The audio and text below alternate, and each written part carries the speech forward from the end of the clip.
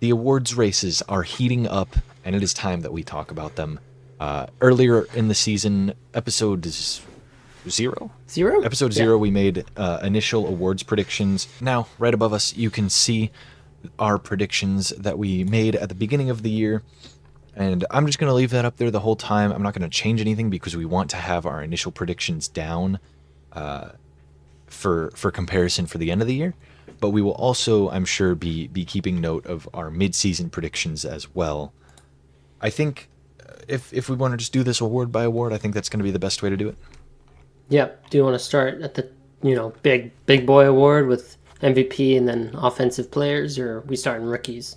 I think we should leave MVP for last, but start offensive player. So we'll go offensive player, offensive rookie, defensive rookie, comeback player, then MVP. So for offensive player of the year, I think it's really tough to predict because it relies on who wins MVP. Typically, the MVP runner-up, if they are an offensive player, will be the front runner for offensive player of the year. I think right now, we'd probably... The problem is everybody that's producing really well is just getting hurt. So it's tough to predict who might be the offensive player of the year or not. I think Derrick Henry is a really good look for that. And if a non-quarterback wins MVP in the very unlikely event that happens, it will very likely be a quarterback that wins it. Yeah. So I think right now, mid-season, my favorite for offensive player would be Derrick Henry, just to get that official word and not just talking. Yeah, I mean, Derrick Henry is the only one that comes to mind as really like having a shot. Like, yeah, there's a chance that a quarterback wins offensive player of the year. It's happened before. I hope it doesn't because, the MVP is the quarterback award. Just let it be that and leave offensive player of the year for everybody else. But it's yet to be, like I know my earlier prediction was like Tyreek Hill. Well, that's not going to happen. Tua went down and the production has halted for that. And so you kind of have to think about like who's getting the ball, even if, a quarterback goes down, or even if like a major proponent of the offense gets hurt, Derrick Henry will still produce if Lamar, they might not bite as hard on the Lamar read options, but it's still Derrick Henry. Like he's been in offenses where they didn't have a mobile quarterback that, helped take the pressure off. He's still going to produce as he did. So Derrick Henry is my, current leader for the offensive player of the year. On to defensive player of the year, where we kind of, for all of our initial predictions, we kind of wanted to go a little bit unorthodox, yeah. So I said Max Crosby. I don't think that's happening. Do you have anybody in mind that's like immediately? I've got a handful because I did do a little research into it because I perceived Aiden Hutchinson as the front runner of it. He's on IR, broken, leg, to put it simply. And I was doing some research into like who else has been really like dominant this year. And there's always like interception leaders to take into account. Yeah. Xavier McKinney's one of those. And I think second to him is Kirby Joseph. Like there's been good interception production so far this year. But to me, like I saw Dexter Lawrence's stats and I was floored. He has 7 sacks on the year. He has a lot of pressures, a lot of QB hits, and he's a D tackle. Like he's a D tackle on a bad team. And yes, he's however, producing bad team, amazing D line. Yeah. Keep that in mind. Yeah, like he's producing very, very well from the interior spot. So, I feel like you hear like bigger names thrown around for defensive player, like more notable ones, Chris Jones, the Watt now. But I feel like Dexter Lawrence, I'm still staying unorthodox by saying Dexter Lawrence, but I still really like the prospect of that maybe happening. A D tackle winning defensive player of the year. I mean, is it named Aaron Donald? Yeah, I was going right there. I think, yeah, he's on a team with Brian Burns and Kayvon Thibodeau, who Thibodeau may not be producing a ton, and even Burns may not be producing a ton, but they do take a lot of attention So it's always a chip from a tight end or a guard helping. So it's one-on-one guard and center with D tackles, and you're just not beating Dexter Lawrence one-on-one. So not taking away from him at all, his numbers are crazy and he's doing an amazing job. But that's just part of the reason why. My name that I came up with is not going to win it, unfortunately, but I think he is undisputedly the best player at his position in pro football, and he is the most undisputed best player at his position. Linebacker? And that is Fred Warner. I think that he is just so insanely good, and the pick six that he had against the Patriots, man, he's the reason linebackers can jump 10 feet in Madden, because that's exactly what he did. Landed on his back, got up, and ran it back for a touchdown.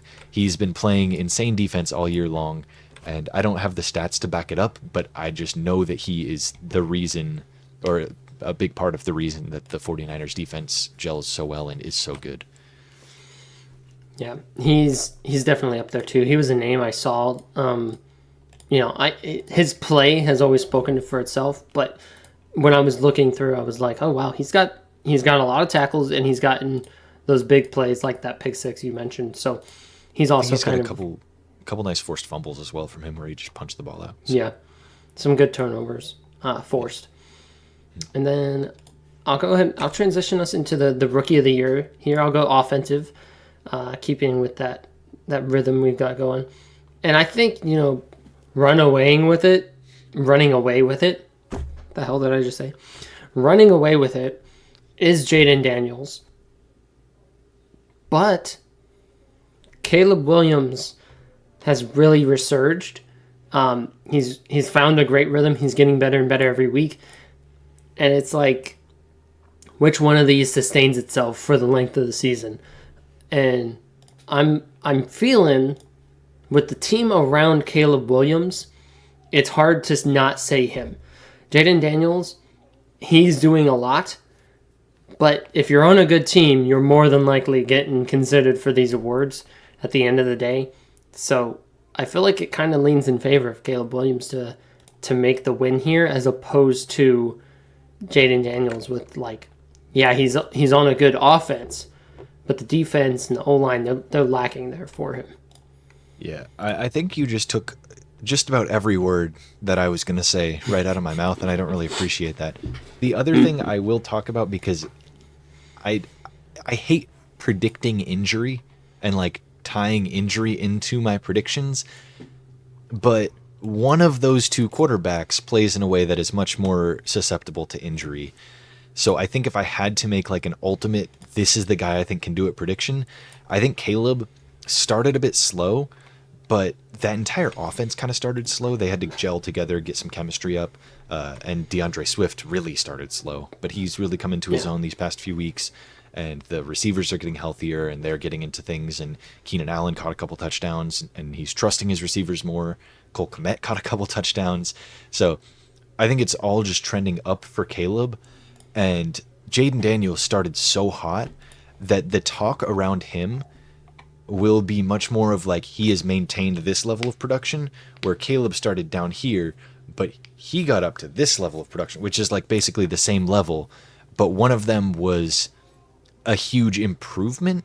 So it's going to be talked about a little bit more than Jaden Daniels throws 3 touchdown passes and 300 yards again. It's that's insane, but I just that's my take on it. And then the injury thing as well, which I hate predicting and I hate tying into things, but you gotta kind of think about it.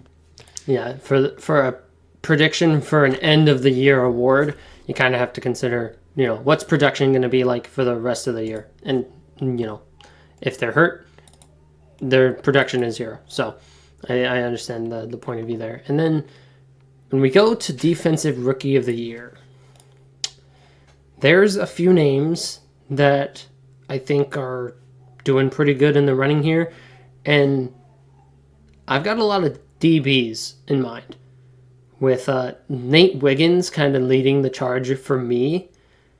But then you also consider there's FSU Rams guy. Fisk. There's 2 of them.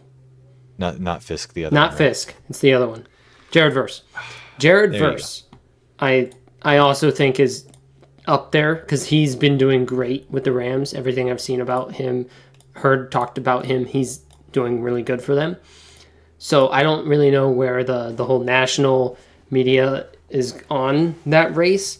I feel like I would probably lean with Wiggins, but that's just me. I don't know how great the production has been for Wiggins or for Verse on the flip side. Yeah, I'm going to throw a complete curveball at you. I agree. I think Wiggins probably takes it right now, but Mike Sainristil is who I'm going to throw out there because he is a star on a bad defense, and I feel like that can stand out a little bit more than a cog in a well-oiled machine of a defense. Yeah. Where Nate Wiggins is playing just what he has to do, which is he's playing very well, and he is part of the reason that the Ravens defense is so good, but so is the rest of the defense, where the Commanders defense kind of blows chunks, and Mike Sainristil is a nice little bright spot in that bad defense. So I think that can kind of stand out a little bit more. And the other reason I'm throwing that name out is because if Jaden Daniels wins it, then I think Sainristil will have a little bit more of a boost to win it as well, to keep up that offensive rookie, defensive rookie, same team kind of vibe. Yeah. Very different from my prediction of AD Mitchell and Liatu Latu at the start of the year. That did not go well. Yeah.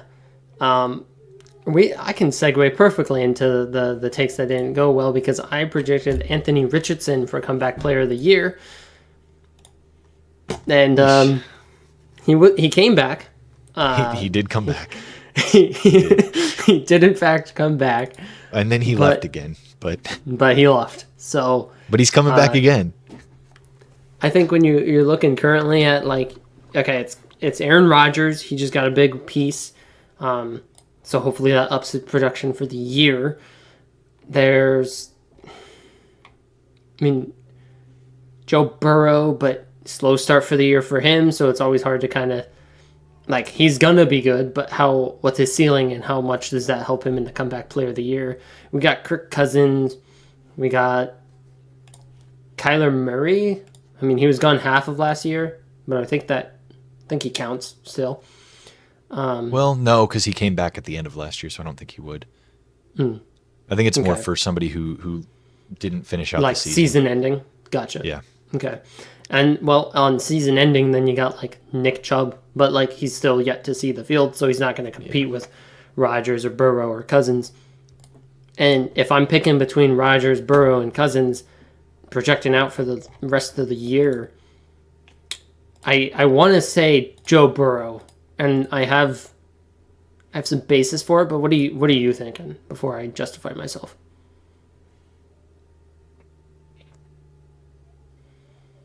You gonna go burp? What is he doing? There we go. He's sticking with it.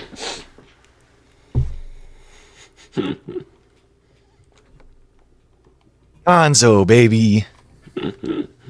Yeah, you're probably right. It's probably going to be Rodgers or Burrow. I don't think Cousins, really. I think maybe Cousins. But I do think it's going to be between Burrow and Rodgers and maybe Cousins. I don't think Gonzo has a real shot at it unless all three of those quarterbacks start to kind of slow down and throw picks and not lead their team to success. And Gonzo's been pretty good coming back. He's let up a few touchdowns, which he didn't do at all last year. But he's also been locking down some of the better receivers in the league, so I think he's on the reasoning I had for picking Burrow out of the other two is Burrow's lack of a defense versus, Aaron Rodgers had a good defense and he did not perform well. He gets Devontae Adams back. We'll see how that goes. But Joe Burrow has been producing well on offense and he doesn't have a defense, so if the game's going to be on his shoulders and he's going to be racking up a lot of, those, I won't say garbage time, but I'm down big, I need to make this a close game stats, I think he's more than likely to do that. And then Kirk Cousins or, Rodgers are to kind of rack up some stats. Yeah. But I think MVP talks is time now. We've spent a lot of time on this segment. This is going to be a long segment video. Yes. However, it's important to talk about. It's very important. onto the MVP. I think it's a Lamar three-peat is what it's looking like right now. I think he's kind of the front runner at the moment, and I don't know if anybody else is going to really touch that. Josh Allen, maybe with Amari Cooper coming in and no interceptions thrown, he could make a pretty big push for it, especially if the Bills stay good and Amari Cooper comes in and plays like his, the best of himself and not the Browns of himself. So, yeah, I think it's the same group. I would honestly, it sucks to, bring it up, but like, Mahomes is always in the running for it, and I don't think he is this time. It very well could be a he's the MVP because look at what weapons he did most of the year with, and less of yeah, he hasn't played great thus far. He hasn't played an MVP caliber thus far, but it's hard to say that he won't eventually play MVP caliber, and also he has really no one to do it with, whereas you have Amari Cooper is now there, and you have Lamar Jackson with his slew of offensive weapons that I think Mahomes is going to get votes. I don't think he's going to win it based on what we've seen this far, but it's a name that is still in contention because it's going to get a vote somehow because he's got 6 fucking offensive players on IR. If a single person votes for Mahomes, they should have their ballot revoked unless he Chris throws Collinsworth? 6 touchdowns a game for the rest of the season. He is not playing at an MVP level. They are winning on the back of their defense, not on the back of Mahomes. He is playing like shit compared to Mahomes standards. And is that because he's lacking receivers? Absolutely, it's because he's lacking receivers. But that doesn't mean that we should give you a pity MVP because you had some injuries happen. That's just stupid. So I really, really hope that he doesn't get votes unless he completely turns the season around because he is not playing anywhere close to the level of a Lamar or a Josh Allen right now. Yeah. My personal pick would be Josh Allen because I think Derrick Henry takes some of the steam away from Lamar Jackson.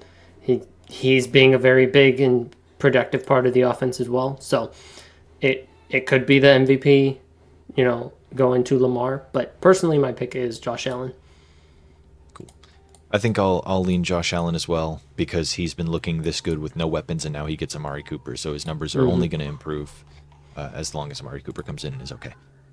I think that just about wraps up our segment on the award races about halfway through the year. Not quite. We're a couple weeks away from halfway, but we're close enough that we can call it halfway. And we can get back into the rest of the episode. Thanks for watching this segment from the Franchise Tagged podcast. If you enjoyed it, make sure to hit that like button and subscribe. Stick around for the full episode dropping tomorrow at noon. We've got even more in-depth analysis, some hot takes, and then just other general breakdowns coming your way. So stay tuned. And don't forget to follow us on TikTok and Spotify for clips as well as full podcast episodes on that Spotify. See you soon.